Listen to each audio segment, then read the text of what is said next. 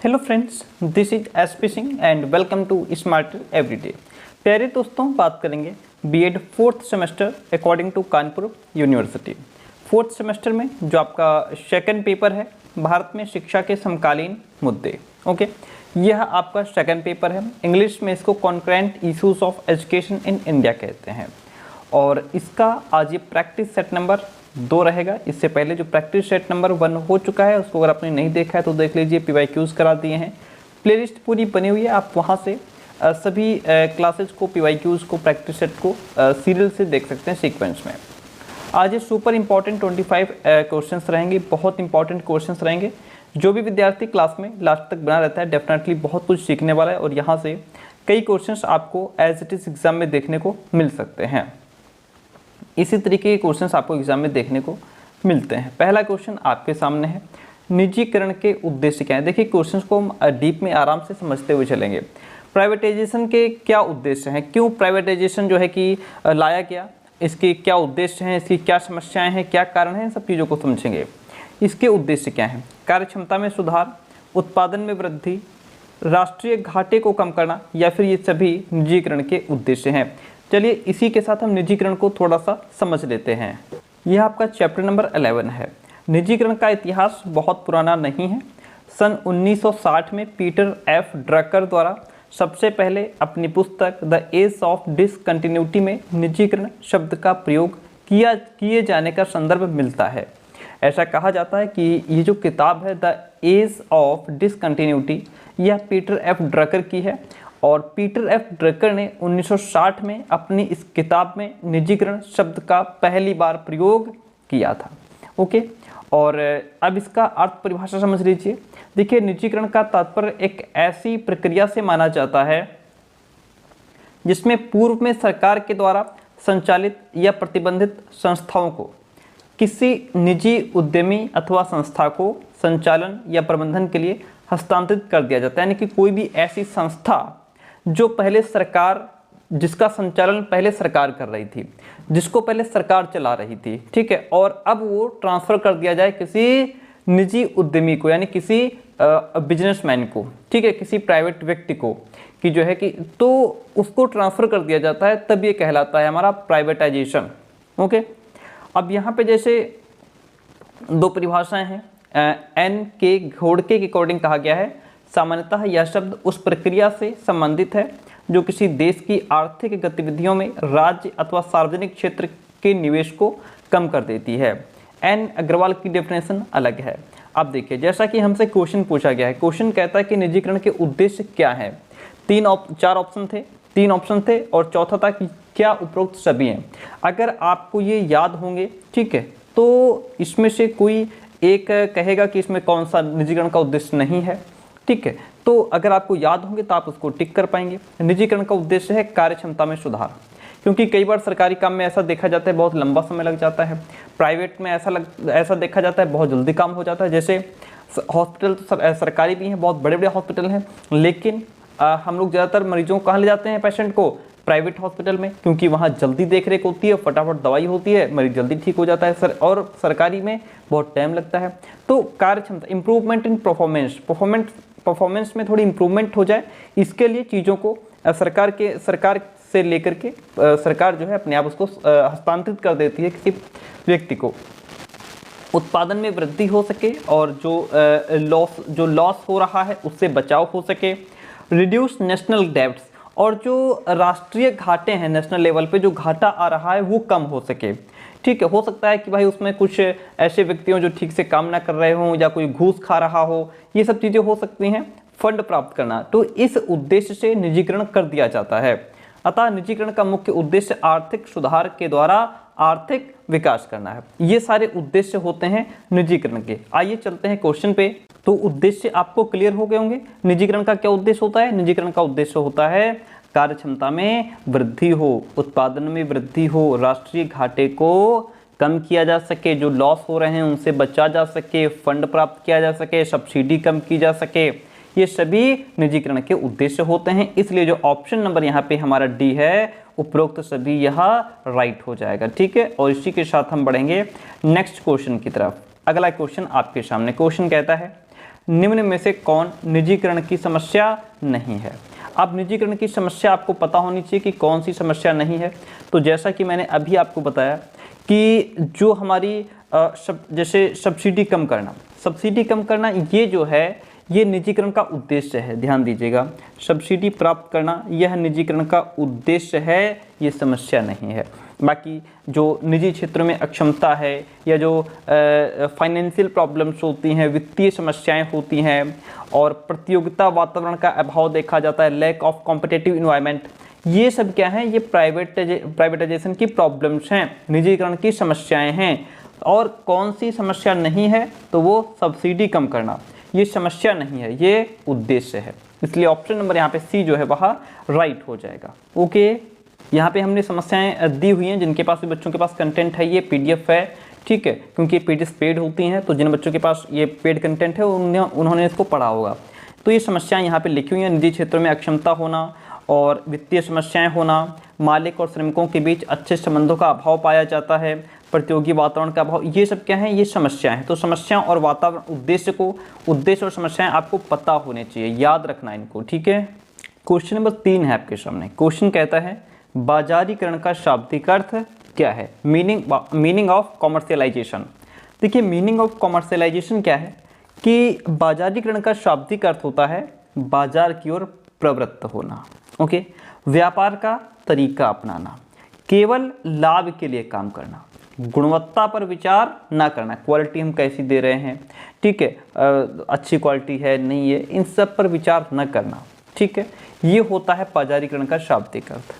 तो इस प्रकार से बाजारीकरण शब्द जो है वो किसी भी एक्टिविटी कहें या क्रिया कहें, उसके पीछे निहित मुख्य लक्ष्य जो होता है वो लाभ को ही दर्शाता है, कि उसका मुख्य लक्ष्य क्या है, लाभ हो किसी भी तरीके से, ठीक है। जैसे यहाँ पे कह दिया गया, गुणवत्ता पर विचार ना करना, केवल लाभ के लिए काम करना, व्यापार का एक तरीका अपनाना, बाजार की ओर प्रवृत्त होना, ये सब क्या हैं, ये बाजारीकरण के शाब्दिक अर्थ हैं। इसलिए ऑप्शन नंबर यहाँ पे जो डी है वह राइट हो जाएगा। हम बढ़ेंगे नेक्स्ट क्वेश्चन की तरफ।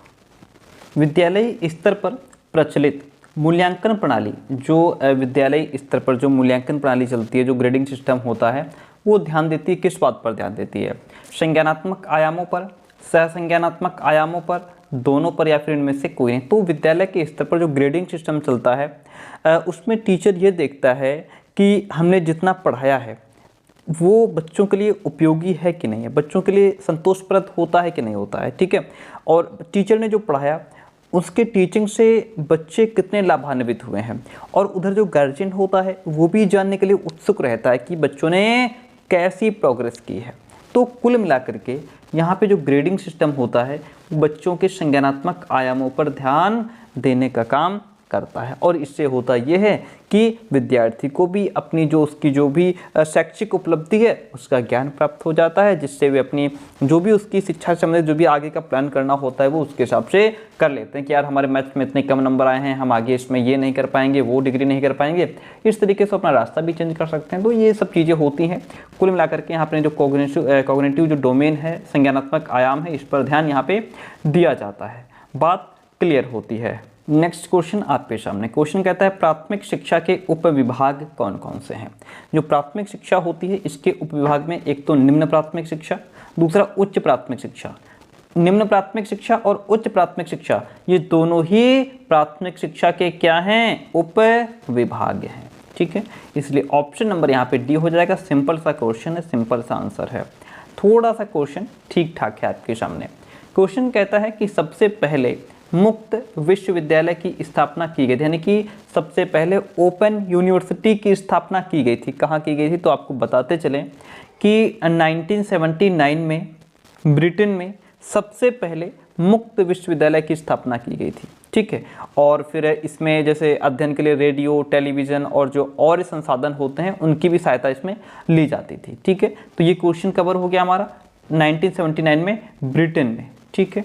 अच्छा, अब अगर इसमें हम बात करें 1982 की, तो 1982 में अगर भारत में पूछ ले तो भारत में प्रथम खुले विश्वविद्यालय की स्थापना 1982 में आंध्र प्रदेश में की गई थी। ठीक है, और इसमें जैसे BA, BCom, BSc है ना, ये कुछ विषयों में जैसे जो स्नातकोत्तर की उपाधि है, पुस्तकालय विज्ञान है, इन सब की शिक्षा व्यवस्था इसमें की गई थी। 1985 में दिल्ली में क्या हुआ था? तो 1985 में दिल्ली में जो है कि इंदिरा गांधी राष्ट्रीय मुक्त विश्वविद्यालय, यानी कि जिसको हम क्या कहते हैं, इग्नू कहते हैं। ठीक है, इसकी स्थापना की गई थी, जो संसद के द्वारा पारित एक अधिनियम पर आधारित था। ओके, तो सारे ऑप्शन आपके क्लियर हो गए। ऑप्शन यहाँ पे according to the question B सही है। भारत में पूछ ले तो 1982, इग्नू की स्थापना पूछ ले तो 1985 दिल्ली में। ओके, यहाँ तक बात क्लियर हुई। क्वेश्चन नंबर 7 है आपके सामने। प्रारंभ में ब्लैक बोर्ड योजना किस स्तर के विद्यालयों के सुधार हेतु बनाई गई थी? यानी कि किस स्तर के विद्यालय जो है उनमें थोड़ा सुधार हो सके, बेहतर शिक्षा व्यवस्था हो सके, उनके लिए ब्लैक बोर्ड योजना शुरू की गई थी। प्राथमिक स्तर के जो विद्यालय थे उनके लिए, या प्राथमिक और उच्च दोनों के लिए, उच्च के लिए या फिर माध्यमिक के लिए? तो आपको यहाँ पे बताते चले कि जो प्रारंभ में जब ब्लैक बोर्ड योजना शुरू की गई थी तो यह सिर्फ प्राथमिक स्तर के जो विद्यालय थे उनमें सुधार हो सके, उनकी शिक्षा व्यवस्था अच्छी हो सके, उसके लिए यह योजना शुरू की गई थी। इसलिए ऑप्शन नंबर यहाँ पे जो ए है प्राथमिक, वह राइट हो जाएगा। गति निर्धारक स्कूलों की स्थापना का सुझाव किसने दिया? राष्ट्रीय शिक्षा नीति 1979, आचार्य राममूर्ति समिति 1990, राष्ट्रीय शिक्षा नीति 1968, राष्ट्रीय शिक्षा नीति 1986। 4 ऑप्शन आपके सामने हैं। गति निर्धारक स्कूलों की स्थापना का सुझाव अगर आपसे पूछ ले तो सीधा आप चले जाएंगे राष्ट्रीय शिक्षा नीति 1986 के साथ में। ध्यान रखिएगा, गति निर्धारक स्कूलों की स्थापना का सुझाव किसने दिया था? राष्ट्रीय शिक्षा नीति 1986। ऑप्शन नंबर यहाँ पे जो डी है वह राइट हो जाता है। अगला क्वेश्चन बहुत अच्छा क्वेश्चन है, ध्यान दीजिएगा। NEP 2020 के किस भाग में क्रियान्वयन की रणनीति से संबंधित 3 विषय रखे गए हैं? देखिए क्वेश्चन कहाँ से पूछ लिया है। क्रियान्वयन की रणनीति से संबंधित 3 विषय किस भाग में NEP 2020 के रखे गए हैं? तो वो भाग आपका कौन सा है? आइए चलते हैं पॉइंट पे। इस क्वेश्चन को ठीक से समझने के लिए और इस तरीके के और भी क्वेश्चन पूछे जा सकते हैं, उनमें मजबूती पाने के लिए आपको ये इनके जो भाग हैं 1, 2, 3 और ये 4 भाग, ये चारों भाग आपको समझने होंगे। आइए समझाता हूँ। देखिए अकॉर्डिंग टू द क्वेश्चन, जैसा कि वो पूछ रहा है क्रियान्वयन की रणनीति, तो क्रियान्वयन की जो रणनीति है वो यहाँ से लिया गया क्वेश्चन है। देखिए हमारा चौथा, ये देखिए क्रियान्वयन की रणनीति जो है वो भाग 4 में है। ओके, अब इसी तरीके से आपसे और क्वेश्चन पूछ सकता है, तो इनको आप 2 मिनट लगेंगे, पढ़ लीजिए, बहुत हेल्प करेगा। राष्ट्रीय शिक्षा नीति 2020 के विषयों को 4 भागों में विभाजित किया गया है। भाग 1 जिसको हम प्रथम भाग कहते हैं, इसमें स्कूली शिक्षा से संबंधित 8 विषय रखे गए हैं। आपसे क्वेश्चन पूछ लेगा स्कूली शिक्षा से संबंधित 8 विषय NEP 2020 के किस भाग में रखे गए हैं? प्रथम भाग में रखे गए हैं। और वो 8 विषय कौन कौन से हैं? पहला विषय इसमें हमारा है, कौन सा है? प्रारंभिक बाल्यावस्था और प्रारंभिक बाल्यावस्था की देखभाल और उनकी शिक्षा से संबंधित, यानी कि सीखने की नींव, सीखने का आधार जो है वो प्रारंभिक बाल्यावस्था ही है। दूसरा है बुनियादी साक्षरता एवं संख्या ज्ञान। ओके, ये इसका दूसरा विषय है। सीखने के लिए तात्कालिक आवश्यकता और पूर्व शर्त, ड्रॉप आउट बच्चों की संख्या कम करना और सभी स्तरों पर शिक्षा की सार्वभौमिक पहुंच सुनिश्चित करना, यह किस भाग का विषय है? तो ये प्रथम भाग का विषय है। ओके, इस तरीके से पूछ लेगा। स्कूल में पाठ्यक्रम और शिक्षा शास्त्र, ये इसका चौथा विषय है। ठीक है, इसमें अधिगम समग्र हो, एकीकृत हो, आनंददायी हो और रुचिकर होना चाहिए, ये बात इसमें कही गई है। ओके, इंटीग्रेट करके पढ़ाओ, सब्जेक्ट्स को एक में मिला करके पढ़ाओ, ये बात इसमें कही गई है। 5वां शिक्षक विषय पर बात की गई, टीचर कैसा होना चाहिए, है ना, तो किस हिसाब से पढ़ाना चाहिए, सब टीचर के बारे में यहाँ पे बात की गई है। क्षमतामूलक और समावेशी शिक्षा की बात ये की गई है हमारी, सभी के लिए अधिगम होना चाहिए, कोई जाति पाति भेदभाव ऊंच नीच, है ना, जाति धर्म समूह, किसी भी कहीं से भी बच्चा आता हो, सबके लिए शिक्षा होनी चाहिए। स्कूल कॉम्प्लेक्स क्लस्टर के माध्यम से कुशल संसाधन और प्रभावी गवर्नेंस होना चाहिए। स्कूली शिक्षा के लिए मानक निर्धारण और प्रत्यायन भी होना चाहिए। ये विषय हैं 8 जो कि प्रथम भाग में रखे गए हैं NEP 2020 के। अब इसके बाद जो दूसरा भाग आता है, इसमें उच्चतर शिक्षा से संबंधित 11 विषय रखे गए हैं। क्वेश्चन आपसे पूछ लेगा NEP 2020 के उच्चतर शिक्षा से संबंधित 11 विषय किस भाग में रखे गए हैं? ये दूसरे भाग में रखे गए हैं। वो क्या है 11 विषय? पहला है गुणवत्तापूर्ण विश्वविद्यालय और महाविद्यालय। जो भी विद्यालय हो हमारे वो गुणवत्तापूर्ण होने चाहिए। भारतीय उच्चतर शिक्षा व्यवस्था के लिए एक नया और भविष्योन्मुखी दृष्टिकोण होना चाहिए। संस्थागत पुनर्गठन और समेकन होना चाहिए। समग्र और बहुविषयक शिक्षा की ओर, यानी कि हम समग्र तरीके से होल में विश्वास करते हैं, यानी कि होल तरीके से बच्चों को शिक्षा दीजिए। सीखने के लिए अनुकूल वातावरण होना चाहिए। छात्रों को आप सहयोग करें, प्रेरित करें। बच्चा एक्टिव होना चाहिए, सक्षम होना चाहिए और उच्चतर शिक्षा में समता समावेश हो। शिक्षक शिक्षा की बात की गई है। शिक्षक शिक्षा की बात द्वितीय भाग में की गई है, ध्यान रखिएगा। व्यावसायिक शिक्षा का नवीन आकलन हो। नवीन राष्ट्रीय अनुसंधान foundation, national research foundation NRF की बात कहाँ पे की गई है? दूसरे भाग में की गई है। इसके माध्यम से सभी क्षेत्रों में गुणवत्ता युक्त अकादमिक अनुसंधान को उत्प्रेरित किया जाएगा। उच्चतर शिक्षा की नियामक प्रणाली में आमूलचूल परिवर्तन होंगे। उच्चतर शिक्षा संस्थानों के लिए प्रभावी शासन और नेतृत्व भी होगा। तो ये 11 विषय रखे गए हैं जो कि NEP 2020 के दूसरे भाग में हैं और किससे संबंधित हैं? ये उच्चतर शिक्षा से हैं। आपसे पूछ लेगा क्वेश्चन, NEP 2020 के दूसरे भाग में जो 11 विषय हैं वो किससे संबंधित हैं? वो उच्चतर शिक्षा से संबंधित है। किसी भी तरीके से घुमा करके प्रश्न पूछेगा, इसीलिए हम आपको ये भाग पढ़ा रहे हैं, ध्यान रखिएगा। नेक्स्ट तृतीय भाग है। इस भाग में अन्य केंद्रीय विचारणीय मुद्दों से संबंधित 5 विषय रखे गए हैं। कौन कौन से हैं 5 विषय? अब आपसे क्वेश्चन पूछ लेगा, केंद्रीय विचारणीय मुद्दों से संबंधित 5 विषय किस भाग में रखे गए हैं? तीसरे भाग में रखे गए हैं। क्या है 5 विषय वो?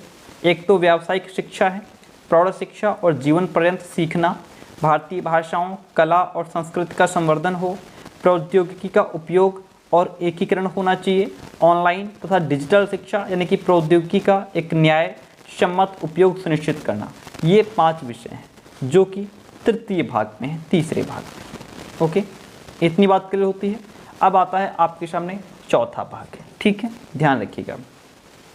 जैसा कि क्वेश्चन ने पूछा है कि NEP 2020 के किस भाग में क्रियान्वयन की रणनीति से संबंधित 3 विषय रखे गए हैं, तो वो है हमारा चौथा भाग। प्यारे दोस्तों, 3 विषय क्या हैं? एक तो केंद्रीय शिक्षा सलाहकार बोर्ड का सशक्तिकरण होना चाहिए, वित्त पोषण सभी के लिए, वहनीय और गुणवत्तापूर्वक शिक्षा होनी चाहिए, कार्यान्वयन होना चाहिए। तो ये वो 3 विषय। कार्यान्वयन का मतलब चीज़ों को अपने व्यवहार में लाओ, उस पर किस तरीके से काम किया जाए। ये वो चौथा भाग था। तो आपको क्लियर हो गया कि जो हमारे NEP 2020 के 4 भाग हैं, किस भाग में किसकी बात की गई है, किस भाग में कितने विषय रखे गए हैं, ये आप जरूर रट लेंगे। याद ना हो तो रट लेंगे, ठीक है। और ये सामने जो आप देख पा रहे हैं for paid notes, paid notes का मतलब होता है कि हम आपको पेड कंटेंट भी प्रोवाइड कराते हैं। समझ लीजिए, हम आपको क्या कराते हैं? पेड कंटेंट भी प्रोवाइड कराते हैं। पेड कंटेंट का मतलब ये होता है कि आपको कुछ फीस पे करनी होती है एंड आपके BEd 4th सेमेस्टर में चारों पेपर के कंप्लीट नोट्स आप तक पहुंचा दिए जाते हैं PDF फॉर्म में, ठीक है। नोट्स में सर क्या क्या रहता है? नोट्स में पहला तो आपको सब्जेक्टिव कंटेंट दिया जाता है, ठीक है। और जैसे मैं अभी आपको निजीकरण जिस PDF से पढ़ा रहा था, और है ना, वो क्या है निजीकरण जो अभी मैं पढ़ा रहा था, अभी मैं दिखा दूंगा दोबारा, वो सब्जेक्टिव PDF है। सब्जेक्टिव PDF मिलेगी आपको 1 लीनियर, एक लाइन में क्वेश्चंस कंप्लीट होंगे, वो 1 लीनियर कंटेंट मिलेगा। 3 नंबर पे आपको MCQs क्वेश्चंस दिए जाएंगे। MCQs आपके चैप्टर वाइज भी होंगे और एक्स्ट्रा MCQs भी होंगे, ठीक है। 4 नंबर पे आपको PYQs दिए जाएंगे। 5 नंबर पे आपको क्वेश्चन बैंक दिए जाएंगे। क्वेश्चन बैंक का मतलब यहाँ पे ये है कि जैसे जो एग्जाम टाइम गोल्ड सीरीज आती है, आपकी पवन की सीरीज आती है, इजी नोट्स, जो फुल ऑब्जेक्टिव हैं उनकी कंप्लीट PDF आपको दी जाती है। मैं 5 चीज़ें अभी आपको समझा दूंगा, दिखा दूंगा सामने, ठीक है। ये सारा कंटेंट आपको एक जगह मिल जाता है। ध्यान रहे, हमारे नोट्स लेने के बाद आपको बाहर से कोई भी कॉपी, किताब, क्वेश्चन बैंक, मॉडल पेपर कुछ भी खरीदने की आवश्यकता नहीं रह जाती है। उसके लिए आप हमें इस नंबर पे फटाफट मैसेज कीजिए। जो नोट्स हैं, जो 5 प्रकार मैंने बताए हैं, वो मैं अभी दिखा दूंगा, उसके लिए वेट करें। आइए क्वेश्चन पे चलते हैं। तो आंसर आपका एकदम क्लियर हो गया होगा।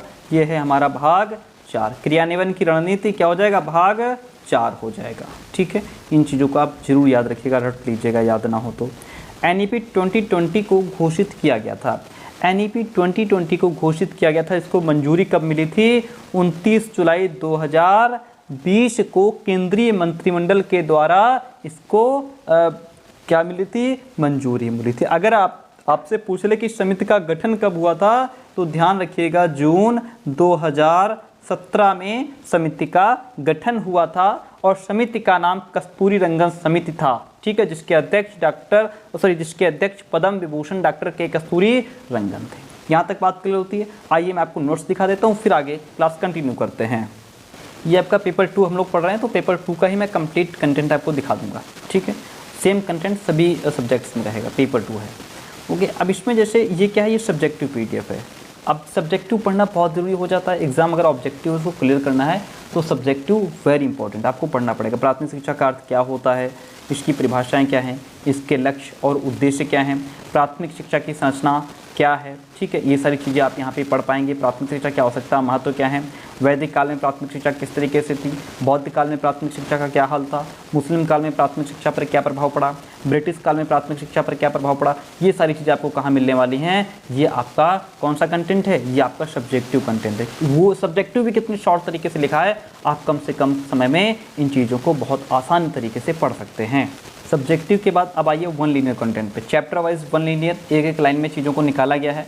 एक एक लाइन में आपके एक जगह से कई क्वेश्चंस कंप्लीट होंगे। एक लाइन पढ़ेंगे आपके 2 से 3 क्वेश्चन कंप्लीट होंगे। जैसे बौद्ध काल में शिक्षा मठों में दी जाती थी। प्राथमिक शिक्षा का आरंभ कब्जा संस्कार से होता था। शिक्षा प्रणाली मौखिक थी। शिक्षा का माध्यम लोक भाषा पाली था। इस तरीके से, है ना। 6 माह तक सिद्धरस्तु का अध्ययन कराया जाता था। ये क्या है, ये वन लीनियर कंटेंट है। यहाँ पे चीज़ों को आप देखिए कितनी आसानी से लिखा हुआ है। जैसे राजा राममोहन राय ने 1819 में कलकत्ता विद्यालय समाज की स्थापना की। 1857 में भारत में अंग्रेज़ों के विरुद्ध क्रांति हुई। 59 में सरकार ने प्राथमिक शिक्षा कर लगाया। 1882 में विलियम हंटर की अध्यक्षता में भारतीय शिक्षा आयोग बना। 99 में लॉर्ड कर्जन भारत का वायसराय बनकर के आया। इस तरीके से चीज़ें आपके सामने रहेंगी। आप इनको कम से कम समय में क्या कर पाएंगे, रट पाएंगे, याद कर पाएंगे, है ना, और अपने एग्जाम को अच्छे से क्या कर पाएंगे, क्वालिफाई कर पाएंगे। ठीक है। महिला समाख्या योजना की शुरुआत कब हुई, उन्हें केंद्र सरकार ने 31 जनवरी 2001 को शिक्षा सहयोग योजना की शुरुआत की। ये सारी चीज़ें, ये दो तरह का कंटेंट हो गया, सब्जेक्टिव हो गया, वन लीनियर हो गया। हमने आपसे कहा 3 नंबर पे MCQs मिलेंगे, फिर 4 नंबर पे PYQs मिलेंगे। MCQs देखिए, चैप्टर वाइज MCQs आपको page number 2 to 36, extra MCQs page number 37 से 53 तक, PYQ रहेंगे आपके 54 से 75 तक। आइए ये देखिए, ये क्या है, ये चैप्टर वाइज MCQ, एक चैप्टर से जितने भी 7, 8, 9 क्वेश्चन इंपॉर्टेंट बनते हैं वो सारे निकाल लिए गए हैं। फिर आगे बढ़ेंगे तो हमको एक्स्ट्रा MCQs मिलेंगे। ये क्या है, ये हमारे एक्स्ट्रा MCQs हैं। आगे बढ़ेंगे हमको मिलेंगे, ये क्या है, ये PYQ है। ओके, तो इस तरीके का ये कंटेंट आपको मिलने वाला है और बाकी बाहर से कुछ भी पढ़ने की आपको आवश्यकता नहीं रहती है। सब्जेक्टिव देखा, वन लीनियर देखा, MCQs देखा, PYQs देख लिए। अब देखिए क्वेश्चन बैंक, पवन की सीरीज़ है, हर सब्जेक्ट के 3 क्वेश्चन बैंक मिलेंगे। ये देखिए फुल ऑब्जेक्टिव है, जो आंसर है वो सामने यहाँ पे दिया हुआ है। ओके, ये पवन की सीरीज़ हो गई। ये आपके सामने एग्ज़ाम टाइम की गोल्ड सीरीज़ है। ठीक है, ये देखिए यहाँ पे MCQ, जिसके भी कंप्लीट MCQs ये है बहुविकल्पी आधारित के क्वेश्चन बैंक है, जो आप तक कंप्लीट PDF इस तरीके से पहुँचा दी जाती है। आंसर सामने दिया हुआ है। ये आपकी इजी नोट्स है, यहाँ पे साफ साफ बड़ा बड़ा लिखा है ऑब्जेक्टिव टाइप। ये जो इजी नोट्स है वो कैसा है, ऑब्जेक्टिव टाइप इजी नोट्स है। ठीक है, फुल ऑब्जेक्टिव टाइप है। यहाँ पे सामने नीचे देख सकते हैं जो आंसर है वो इसमें विधिवत तरीके से हमने क्या किया है, इसको पहले से टिक कर दिया है और साथ में इसकी जो आंसर शीट है वो भी नीचे इसमें इंक्लूड होगी। देखिए, हाँ, ये आंसर शीट भी नीचे दी गई है। अगर आपको कोई मैच करना हो तो आप मिला भी सकते हैं। ठीक है, तो आपने फुल कंटेंट देख लिया। ओके, और इसके बाद आप हमें इस नंबर पे 9628182649 इस नंबर पे व्हाट्सएप मैसेज करके नोट्स की डिटेल इन्फॉर्मेशन आप ले सकते हैं। अब ये 10 प्रश्न सिर्फ NEP 2020 के लिए गए हैं। क्वेश्चन कहता है राष्ट्रीय शिक्षा नीति 2020 की रिपोर्ट आधारित है।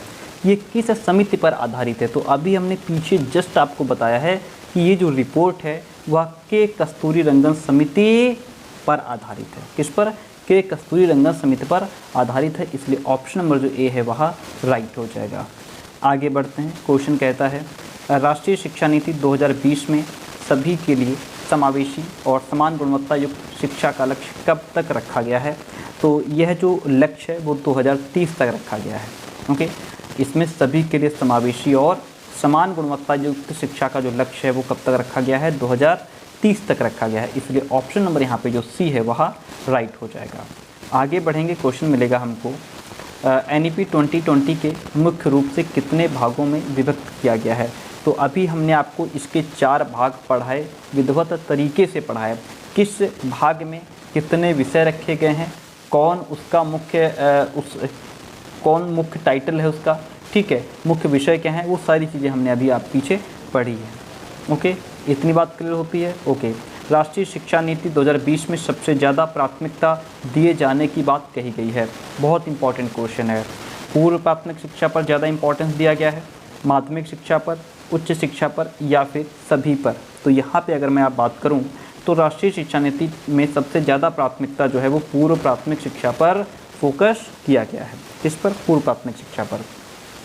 ओके, चलिए आगे बढ़ते हैं। क्वेश्चन कहता है राष्ट्रीय शिक्षा नीति 2020 में 2030 तक सभी स्कूलों के लिए सकल नामांकन अनुपात का जो लक्ष्य है वो 100% रखा गया है। प्यारे दोस्तों, कितना रखा गया है?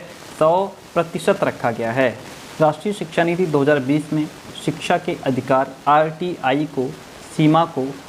की सीमा को 8वीं से बढ़ाकर किया गया है। ये जो क्वेश्चंस हैं, या मैं कहूँ कि ये जो NEP 2020 है हमारी, यहाँ से रिलेटेड क्वेश्चंस आपके पेपर 1 में भी पूछे जा सकते हैं, पेपर 2 में भी पूछे जा सकते हैं, पेपर 3 में भी पूछे जा सकते हैं। तीनों सब्जेक्ट में आपकी NEP 2020 इंक्लूड है, शामिल है। ओके, तो ध्यान रखिएगा। तो इसमें RTI की सीमा को 8वीं से बढ़ा करके 12वीं तक कर दिया गया है। ओके, 8वीं से बढ़ा करके 12वीं तक कर दिया गया है। बाकी NEP 2020 के जो महत्वपूर्ण टॉपिक है, महत्वपूर्ण बिंदु हैं, वो हम एक वीडियो में अलग से बता देंगे। NEP 2020 पर एक वीडियो अलग से ले आएंगे। राष्ट्रीय नीति 2020 में शिक्षा की संरचना क्या है? NEP 2020 में शिक्षा की संरचना जो है वह 5+3+3+4 है। हमने इसको समझाया हुआ है और इसमें ये 4 पैटर्न हैं। अगर मैं आपको एक बार दिखाना चाहूँ, इन स्टेजेस को आप अच्छे से समझ लीजिएगा। जैसे यहाँ पे वर्तमान शिक्षा नीति में 10+2 को बदलकर 5-3-3-4 पैटर्न बना दिया गया है ना। इसमें 4 स्टेज हो गई, फाउंडेशन स्टेज हो गई। इसमें क्या होगा कि 3 से 8 साल तक के बच्चों के लिए तैयार किया गया है ये स्टेज। इसमें 3 साल की प्री स्कूल और 2 साल की स्कूली शिक्षा यानी कि कक्षा 1 और 2 इंक्लूड किया गया है। जो दूसरी स्टेज है ये तो हो गई 5 साल की, ये है 3 साल की, ठीक है, यानी कि 5+3।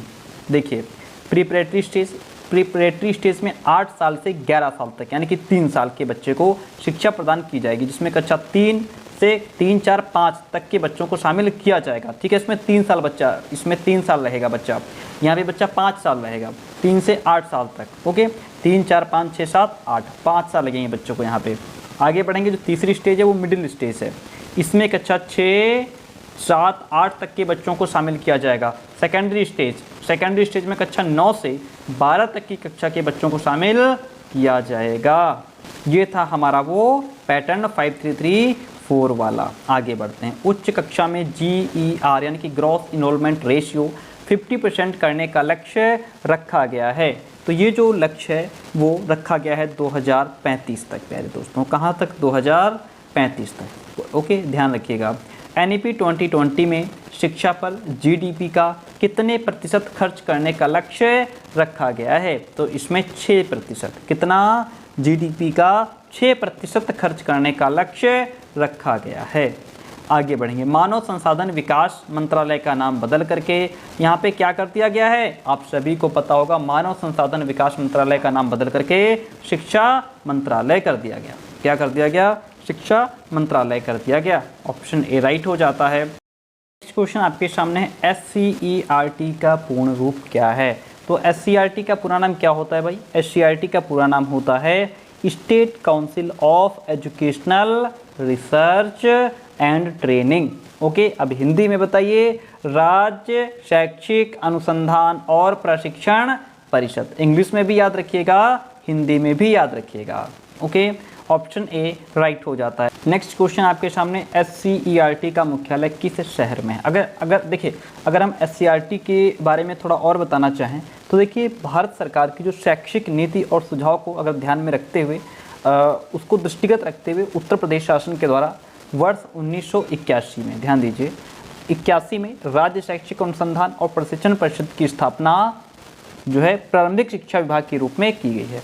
और इस परिषद का जो उद्देश्य है वो है, मूल उद्देश्य शैक्षिक शोध, प्रावधान, प्रकाशन और विस्तार कार्य है। ठीक है, इसके अतिरिक्त भारतीय संविधान में जैसे प्रतिस्थापित मूल्यों और समाजवाद है, धर्मनिरपेक्षता है, लोकतंत्रात्मकता है, और ऐसे अन्य तत्व हैं जैसे सांस्कृतिक धरोहर, मानवीय मूल्य, नर नारी समानता, पर्यावरण संरक्षण, परिवार नियोजन, वैज्ञानिक दृष्टिकोण का विकास, इन सभी को व्यवहार में लाना, इन पर काम करना भी इसका काम है। परिषद प्रारंभिक और माध्यमिक क्षेत्र में शैक्षिक गुणवत्ता की वृद्धि करने की दिशा में लगातार ये प्रयत्नशील है, क्योंकि SCERT इसका मुख्यालय जो है वो लखनऊ में है। कहाँ है? लखनऊ में इसका मुख्यालय में। SCERT की स्थापना किस वर्ष की गई थी? SCERT की स्थापना 1981 में की गई थी। 1961 में क्या हुआ था? 1961 में NCERT की स्थापना हुई थी। 1962 में न्यूपा की स्थापना हुई थी, NUEPA। अच्छा, न्यूपा के बारे में और भी बहुत कुछ बताना है, इसका नाम बदल करके न्यूपा हुआ था। देखिए, इसके ये जो NCERT है, SCERT है, न्यूपा है, NCT है, डाइट है, इन पर वीडियो हम अलग से लाएंगे। ओके, इनसे रिलेटेड जो इम्पोर्टेंट क्वेश्चंस पूछे जाते हैं वो इसमें इंक्लूड कर देंगे। ओके, 1973 में क्या हुआ था? NCTE की स्थापना हुई थी, NCTE। अब ध्यान रखिएगा, NCERT की स्थापना 1961 में हुई थी, न्यूपा की स्थापना 1962 में हुई थी, NCT की स्थापना 1973 में हुई थी, SCERT की स्थापना 1981 में हुई थी। यहाँ तक बात क्लियर होती है? बहुत अच्छे क्वेश्चंस भी हैं। शिक्षा के क्षेत्र का लाइट हाउस किसे कहते हैं? शिक्षा के क्षेत्र का लाइट हाउस किसे कहा जाता है? तो भैया लाइट हाउस हम कहते हैं डाइट को। किसको कहा जाता है? शिक्षा के क्षेत्र में अगर लाइट हाउस की बात करें तो वो है हमारा डाइट। ठीक है, इतनी बात। अच्छा, डाइट को अगर हम बात करें, इसको कहते क्या है? तो जिला शिक्षा और प्रशिक्षण संस्थान। ठीक है, district institute of educational and training, ये है डाइट। बहुत बढ़िया क्वेश्चन, आगे बढ़ेंगे। क्वेश्चन कहता है कि NAC का पूरा नाम क्या है? NAC का पूरा नाम क्या है भैया? NAC का पूरा नाम है राष्ट्रीय मूल्यांकन और प्रत्यायन परिषद। ये है NAC का पूरा नाम। अब इसमें दूसरा है राष्ट्रीय अध्यापक शिक्षा परिषद। ये किसका नाम है? ये NCTE का नाम है। किसका? NCTE का नाम है। ठीक है, और दूसरा है राज्य शैक्षिक अनुसंधान और प्रशिक्षण परिषद। ये किसका नाम है? ये SCERT का नाम है। किसका नाम है? SCERT का नाम है। ओके, अच्छा, अगर हम NAC की बात करें तो इसकी अगर स्थापना की बात कर ली जाए तो देखिए 16 सितंबर, ध्यान दीजिएगा, 16 सितंबर 1994 को राष्ट्रीय मूल्यांकन और प्रत्यायन परिषद यानी कि NAC की स्थापना की गई है। अगर आपसे पूछ ले NAC का मुख्यालय कहाँ है, तो भैया NAC का मुख्यालय बेंगलुरु में है। NAC का मुख्यालय कहाँ है सर? NAC का मुख्यालय बेंगलुरु में है। ओके, स्थापना कब हुई थी? 16 सितंबर 1994 को। ठीक है, इतनी बात क्लियर होती है? ओके, चलिए आगे बढ़ते हैं। अगला नहीं, बस 25 ही क्वेश्चन आज हमारे थे जो कि बहुत सुपर इंपॉर्टेंट प्रश्न थे। और अगर अभी तक नोट्स मैंने आपको विधिवत तरीके से दिखा दिए हैं, अभी तक अगर आपने नोट्स नहीं लिए हैं तो ये आपके पास समय बहुत कम है, जुलाई में आपका एग्ज़ाम होने को है। ये नंबर दिया गया है, फटाफट व्हाट्सअप मैसेज कीजिए, फीस जान लीजिए और सभी नोट्स आपको PDF में व्हाट्सअप पे प्रोवाइड करा दिए जाते हैं, जहाँ से आप अच्छी तैयारी कर सकते हैं। 9628182649 मैसेज करना मत भूलिए। Thank you so much.